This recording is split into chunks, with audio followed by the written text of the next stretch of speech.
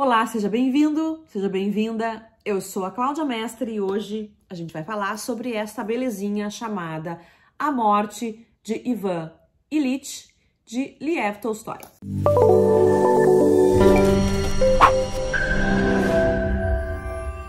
Para começar, para falar para vocês, eu adorei esta edição da Antofágica. Ela é pequenininha. Eu senti como se eu tivesse um bibelô nas minhas mãos. Eu tive o maior cuidado com ela. Não que seja uma edição que vá se descolar, algo do tipo, mas eu tive a impressão que eu estava com uma preciosidade na mão. E realmente é, pelo teor do livro, pela qualidade da escrita, é uma preciosidade. Ela é ilustrada, olha só, vou mostrar para vocês. Simplesmente amei lidar com este volume aqui. É um volume de bolso, mas dá pra ver que é grande a escrita. Não é aqueles livrinhos com uma letrinha muito miudinha que às vezes até irrita. Não é que a gente não consiga ler. Por exemplo, eu tenho uma edição do Jorge Amado que eu achei a diagramação muito ruim. Então, o livro é maravilhoso, é excelente e eu canso de ler o livro porque é uma página muito maior, com letras menores, apertadas, me dá uma certa angústia aquele livro. E esse foi maravilhoso para começar. Vamos falar da história em si. Primeiro que esse livro foi considerado uma obra-prima, um dos melhores de Tolstói, pelo Nabokov, pelo Karpov, enfim. E ele fala sobre a mesquinharia da vida, sobre vidas pequenas, sobre a hipocrisia da sociedade, sobre a hipocrisia da vida familiar, vivida não com amor, mas por conveniência.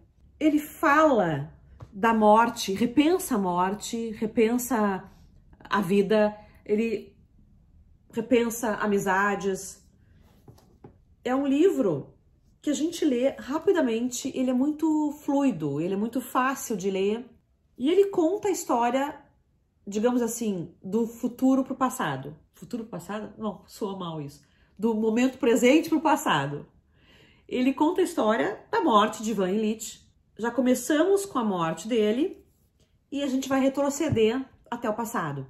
A gente vai conhecer um homem que foi, digamos assim, mediano. Ele era felizinho, casadinho, ele era queridinho, ele ria comedidamente, ele tudo era mediano. Esse mediano ele entendia como aquilo que era bom, como aquilo que era importante, aquilo que era correto. Ele tinha uma questão de pensar na correção, pensar no que é esperado pela sociedade. Então, digamos assim, ele era um bom menino que não fazia xixi fora do pinico. Desculpe o barulho aí, hein? Quase impossível não ter barulho. Mas vamos continuar. Então, eu tava dizendo pra vocês que ele era um bom menino. A gente sabe de antemão que ele morre e o melhor amigo dele, considerado o melhor amigo, vai no enterro, mas já no enterro ele tá contrariado, ele não quer muito ir, ele sabe que aquilo vai atrapalhar o jogo de cartas dele, ele acha maçante ter que dar as condolências para a família. Olha que belo amigo, o melhor amigo. Desde o início também a gente sabe que existem relações perversas ali. Quando leem num jornal que ele morreu, de imediato o que as pessoas estão pensando é que se ele morreu, o cargo dele vai estar vago. Quem vai assumir esse cargo que está vago é fulano, então eu pegarei o cargo do fulano que ficará vago também. Ou seja, que amizades, não é? A gente já vê hipocrisia aí. Arrumei aqui o ângulo que eu achei que tá um pouco esquisito, mas acho que tá torto ainda, me perdoe.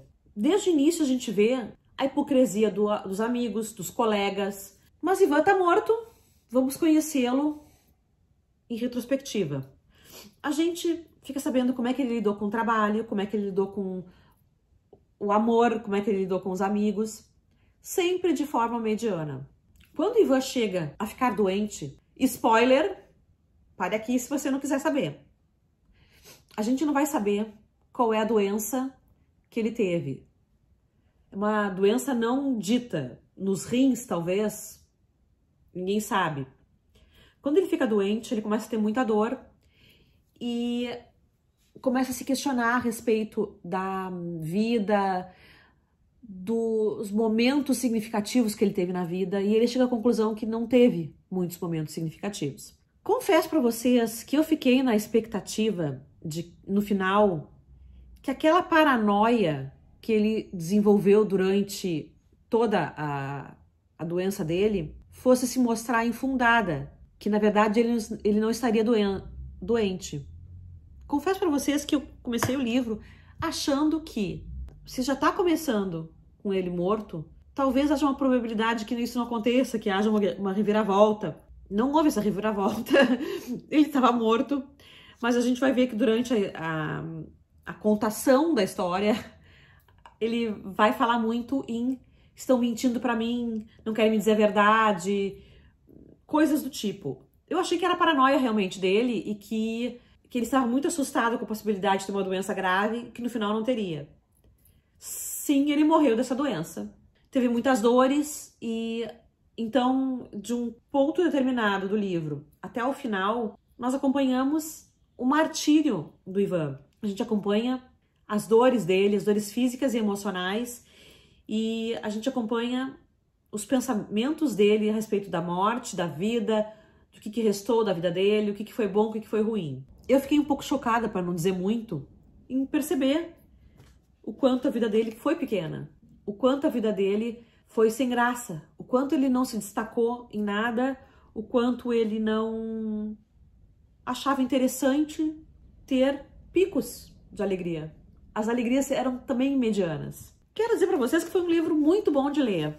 Lerei outros do Tolstói, já estou lendo a biografia e recomendo bastante. Recomendo também que antes de sair, você não esqueça de ativar o sininho aí embaixo, de inscrever-se no meu canal, porque assim você fica a par de todas as novidades que eu colocar aqui. Te vejo num próximo vídeo. Beijos e até a próxima.